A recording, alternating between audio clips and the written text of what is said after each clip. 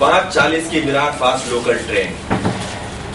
उसने सिर उठाकर चर्चगेट स्टेशन का इंडिकेटर देखा और बाएं कंधे पर लटके सुर्ख बैग को दाएं कंधे पर बदल लिया और फिर तेज तेज कदम उठाता हुआ प्लेटफॉर्म नंबर 3 पर पहुंचा, जहां शाम 5:40 की विरार फास्ट लोकल ट्रेन में सवार होने के लिए लोग दौड़ रहे थे।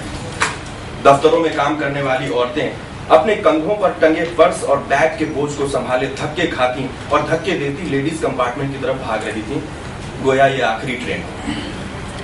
वो सुबह ही से मसरूफ था और इस वक्त काफी थक गया था।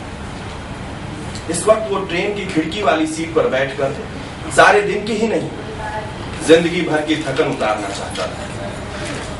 फर्स्ट क्लास के डिब्बे में दाखिल होते ही उसकी नजर एक खाली सीट पर पड़ी। वो बैग को संभालता हुआ सीट की तरफ बढ़ा ही था कि कानों में हेडफोन लगाए MP3 सुनने में मगन नौजवान ने लपक कर उस पर कब्जा कर लिया। इसने हिकारन से उसकी तरफ देखा। आखिर कितनी देर बैठेगा इस सीट पर? अब तमाम सीटें भर चुकी थी। उसने उचककर अपने बैग को सामान रखने वाले रैक पर रख लिया और बीच में आकर सर पर झूलते हुए हैंडल को पकड़कर खड़ा हो गया। ट्रेन हल्के से झटके के साथ चल पड़ी।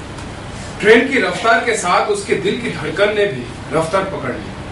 धड़ धड़ धड़ धड़ धड़ धड़ धड़ धड़ जर्नी रोड, ग्रैंड रोड, धड़ धड़ धड़ धड़ धड़ धड़ धड़ मुंबई सेंट्रल, महालक्ष्मी, धड़ धड़ धड़ धड़ धड़ धड़ धड़ दादर, बैंड्रा, धड़ धड़ धड़ धड़ धड़ धड़। लोकल ट्रेन दौड़ रही थी। लोग उतर रहे थे, चढ़ रहे थे और गरबे में भरी मुर्गियों की तरह भरते जा रहे थे। इसके बावजूद ताश की बाजी और गुफ्तगू का सिलसिला जारी था। ये रोजाना के मुसाफिर हैं। बांद्रा स्टेशन गुजर चुका था। भीड़ ने उसे धकेलकर 2 सीटों के बीच में ला खड़ा किया। अब वो उस रैक के काफी करीब था जहां इसका बैग रखा हुआ था। अचानक सेलफोन बज उठा। उसने फोन को कान से लगाया और ट्रेन के शोर में चीख चीख कर कुछ कहा।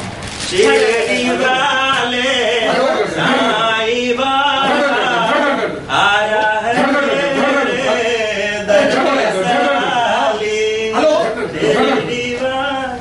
और घड़ी में वक्त देखकर फोन कट कर दिया। उसने डब्बे का जायजा लिया। उसकी नजरें खिड़की वाली सीट पर बैठे आदमी पर ठहर गई, जो गुटखा खाते हुए खिड़की से बाहर देख रहा था।